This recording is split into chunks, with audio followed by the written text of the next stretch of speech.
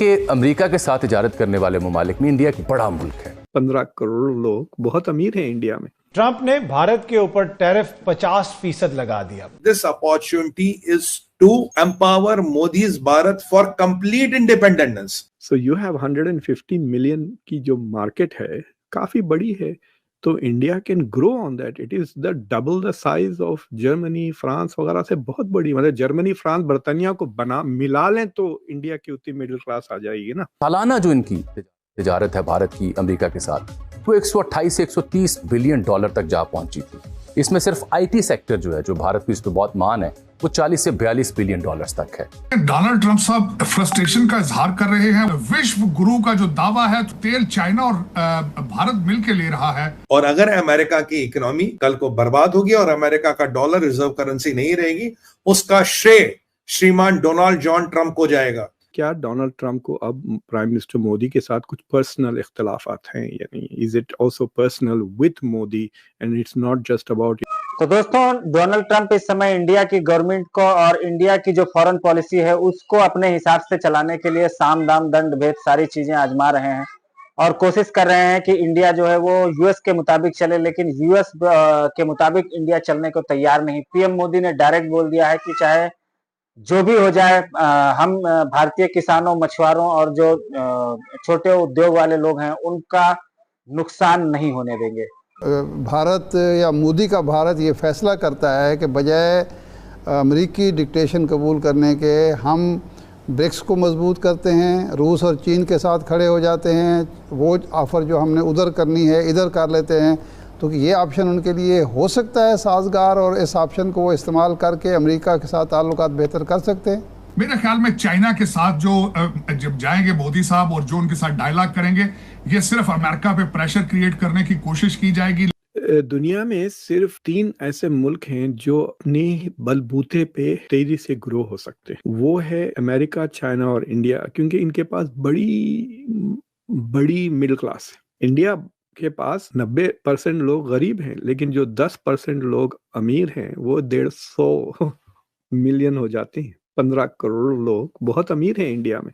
So you have 150 million की जो market है काफी बड़ी है, तो India can grow on that. It is the double the size of Germany, France वगैरह से बहुत बड़ी। मतलब जर्मनी, फ्रांस, बर्तानिया को बना मिला लें तो इंडिया की उतनी मिडिल क्लास आ जाएगी ना। So India should not worry so much about trade driven या फॉरेन एक्सपोर्ट ड्रिवन के लिए। तो ये एक इंटरेस्टिंग डिस्कशन शुरू हुआ है इंडिया में कि भाई अमेरिका तो इम्पोर्टेंट प्लेयर है, लेकिन अमेरिका का शेयर इज ओनली 18% या 20% कुछ है। ये बात तो सही है। इंडिया का जो ट्रेड है वो तकरीबन 1.2 बिलियन डॉलर्स के करीब है, और अमेरिका के साथ अगर सर्विसेज को मिला लें तो 300 के करीब होता है।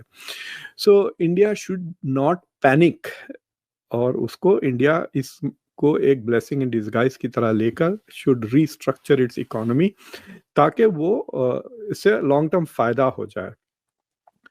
तो उसकी रोशनी में I think India needs to have a much more serious discussion about के टैरिफ्स का क्या असर होगा। देखिए, ये फाइनल नहीं समझना चाहिए दोनों, क्योंकि इंडिया का बायलैटरल ट्रेड नेगोशिएशंस खत्म नहीं हुए। They are still negotiating, right? तो 2 टैरिफ्स लगे ना, एक 25% रेसिप्रोकल टैरिफ है और 25% और पेनल्टीज रशिया का तेल लेने के लिए। रशिया के तेल लेने वाले जो रेसिप्रोकल टैरिफ है वो आज से लागू हो गए 25%, और जो बाकी के 25% है वो 27 अगस्त के बाद लेकिन उससे पहले ट्रंप की और पुतिन की मीटिंग होने वाली है यूनाइटेड अरब एमिरेट्स में। लेट अस होप कि कुछ पॉजिटिव बात निकल जाती है उस मीटिंग से, because they are not going to go अगर चांस नहीं है कि कुछ काम की बात हो जाए, राइट? डोनाल्ड ट्रंप यहाँ से यूएई नहीं जाएंगे, अबू धाबी जाकर ट्रंप से, पुतिन से मिलकर फिर खाली हाथ वो वापस नहीं आएंगे। सो ये जो मीटिंग हुई विटकॉफ की कल पुतिन के साथ, आई एम श्योर के he is come back and said to Trump के 2-3 छोटी मोटी चीजें हैं, I think we can get a deal with Putin, so they are going to have a meeting. अगर वो मीटिंग हो जाती है और सीज फायर के करीब पहुंच जाते हैं देन फिर इंडिया पे टैरिफ लगाने की क्या मकसद, राइट? तो वो जो 25% इंडिया पे लगे हुए हैं, क्योंकि जर्मनी खुद मर रहा है टू बाय रशियन एनर्जी वापस दोबारा, उनकी इकोनॉमी उल्टी पुल्टी हो गई क्योंकि बहुत महंगा तेल खरीद रहे हैं, बहुत महंगी गैस उनको आ रही है यूएस से। So Europe will be more eager to buy Russian energy right away अगर सीज फायर हो जाता है। सो एक चीज वहां पर इंडिया कैन गेट लकी कि वो चले जाएंगे 25%। दूसरी चीज ये है कि they can still negotiate the bilateral trade agreement. I think थोड़े प्रायोरिटीज को दे नीड टू रीथिंक, और वो 25 से they can try and bring it down to 15%। I think they can without hurting the farmers and dairy farmers. मतलब तफसीलात तो उतने करीब से मैंने नहीं देखी जितना, but I think कि if Modi stops protecting the rich businessmen जो इंडिया में हैं, then it will go forward. India को एक चीज लकी हो गया है, टिम कुक जो सीईओ है एप्पल के, उन्होंने अमेरिका में इन्वेस्टमेंट बढ़ा दिया है 500 से 600 बिलियन डॉलर। तो और लिटरली मैन्युफैक्चरिंग लेकर आप वापस आ गए हैं। अब ये जो वॉच पे ये जो ग्लास होता है, ये ग्लास अब केंटकी में बनेगा, और उसका उन्होंने कुछ तोहफा भी बनाकर डोनाल्ड ट्रंप को दिया है। तो उसके वजह से ये हो रहा है कि जो सेमीकंडक्टर पे डोनाल्ड ट्रंप धमकी दे रहे हैं कि टैरिफ लगाएंगे, तो सेमीकंडक्टर के जो डेरिवेटिव्स हैं वो उसमें से लैपटॉप, आईफोन, टैबलेट्स वगैरह जो आते हैं, सारी की चीज़ें, ये घड़ी वगैरह, these are all semiconductor derivatives कहते हैं। तो उस पे वो टैरिफ नहीं लगाएंगे, रेसिप्रोकल टैरिफ भी नहीं है, उसके ऊपर प्यूनिटिव टैरिफ भी नहीं है, यानी जो 50% है वो पूरा का पूरा नहीं लगेगा। उसका मतलब ये है कि जो एप्पल इंडिया में इन्वेस्ट करना चाहता है will continue to invest that, उसको पीछे हटने की जरूरत नहीं है फ्रॉम इंडिया के इन्वेस्टमेंट के आईफोन्स पर और सेमीकंडक्टर डेरिवेटिव्स पर टैरिफ्स नहीं लगेंगे, लेकिन सेमीकंडक्टर पे वो टैरिफ लगाने वाले हैं, which is a kind of an interesting situation. तो ये बड़ा फ्लक्स है, अनसर्टेनिटी काफी देर तक रहेगी। जब डोनाल्ड ट्रंप को इलेक्शन की जब मोड में आएंगे, वो मिड टर्म तक मुझे लगता है ऐसे ही चलते रहेगा, अनलेस अमेरिका में इन्फ्लेशन एकदम हाई हो जाए, 4% के करीब अगर बढ़ने लगा इन्फ्लेशन, और अनएम्प्लॉयमेंट अगर बढ़ने लगा। अमेरिका में एक क्या कहना चाहिए, एक कहावत है कहिए, या एक रूल ऑफ थंब है, वो ये है कि अगर मिजरी इंडेक्स 10% होता है तो प्रेसिडेंट इलेक्शन हार जाता है, और misery index is unemployment plus inflation. तो अगर आप जॉर्ज एच बुश को देखते हैं, जो एक ही टर्म के प्रेसिडेंट थे, उन्होंने जंग जीती थी इराक के खिलाफ, बहुत सक्सेसफुल मिलिट्री कैंपेन, उसके बावजूद वो इलेक्शन हार गए थे। वो इलेक्शन इसलिए हार गए थे कि अनएम्प्लॉयमेंट और इन्फ्लेशन दोनों मिला के वो 11% के ऊपर चला गया था। अभी जो सिचुएशन है, it is not very bad, unemployment is 4.3 और इन्फ्लेशन इज 2.7, तो 7% पे है मिजरी इंडेक्स। लेकिन अगर मिजरी इंडेक्स बढ़ता है, 8-9% हो जाता है, तो परेशानी होने लगेगी और बुरी तरह वो हार जाएंगे मिड टर्म इलेक्शंस, यानी दोनों हाउस और सेनेट। और उस सूरत हाल में तो फिर वो will become a lame duck president totally. आखिरी 2 साल जैसा ओबामा के बेकार गुजरे, इनके भी बेकार गुजरेंगे, because he will not be able to do anything अगर डेमोक्रेट्स हाउस और सेनेट जीत जाए। तो आई थिंक कि इंडिया शुड स्टे पुट, थोड़ा स्लो मोशन में आ जाए हर चीज, क्योंकि in the long run good relations with China is good for India, इसमें शक की बात नहीं। But if India is ready to pay the price to China, फुकट में कुछ नहीं मिलने वाला, there is no free lunch, right? तो एक्चुअली फ्री लंच थोड़ा बहुत अमेरिका से मिल रहा था अंडर बाइडेन, अब उसकी बिल ट्रंप लेकर आ गए तो फंस गए ना।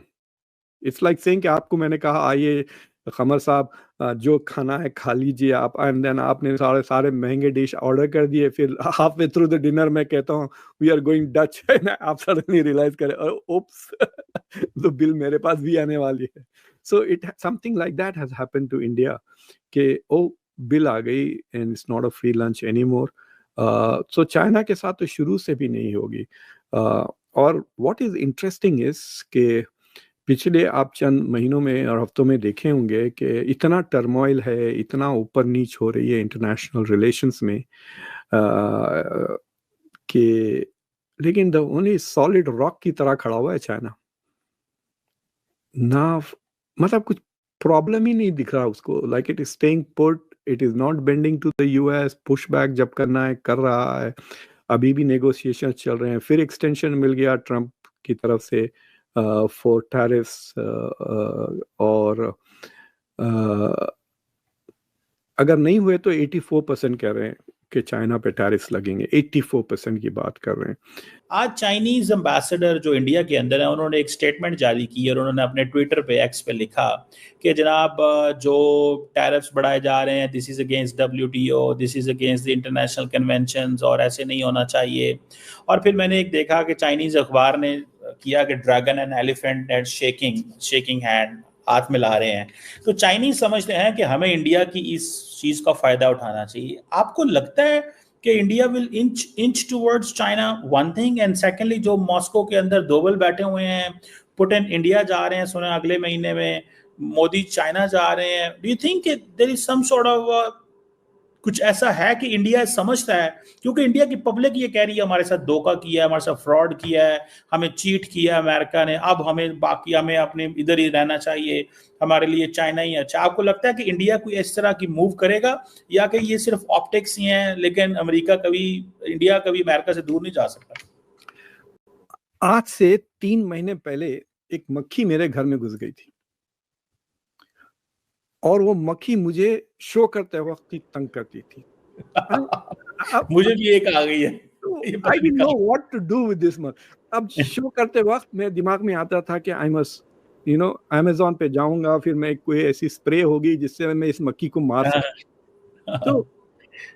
तो हमारी बेगम इज अगेंस्ट किलिंग एनीथिंग, मक्खी को भी नहीं मारना। शी सेड दरवाजा खोल दो मक्खी चले जाएगी, मतलब दरवाजा खोल दूंगा और आ जाएंगी। So I have been trying to get rid of it. पिछले 2 दिन से वो गायब है, मुझे लगता है वो आपके पास पहुंच गई है। तो इसमें कोई शक नहीं कि पीएम मोदी झुकने वाले नहीं है और ये बात उन्होंने क्लियर कर दी है। और उसके बाद में डोनाल्ड ट्रंप को और भी ज्यादा मिर्ची लगी। डोनाल्ड ट्रंप से मीडिया ने पूछा कि जो भारत के साथ ट्रेड डील चल रही है बैक एंड पे, उसका क्या होगा। तो डोनाल्ड ट्रंप ने एकदम क्लियर कहा कि जो ट्रेड डील है उसके ऊपर कोई बात नहीं होगी अभी, जब तक इंडिया रसिया से तेल लेना बंद नहीं करता है। और रसिया के साथ मिलकर रसिया में जाकर के अजीत डोभाल ने भी पुतिन से मीटिंग की है और उसके बाद एक और क्लियर मैसेज भेज दिया है यूएस को कि इंडिया रसिया रिलेशन बहुत ज्यादा मजबूत हैं और यूएस अगर उनको खराब करने की कोशिश करेगा तो इंडिया इतनी जल्दी रसिया से अपने रिलेशन खराब नहीं करेगा। उनको मजबूत करने के लिए इंडिया किसी भी हद तक जाने के लिए तैयार है। भले यूएस के साथ थोड़े रिलेशन खराब हो जाए इंडिया के, लेकिन रसिया का साथ इंडिया किसी भी कीमत पर छोड़ने वाला नहीं है।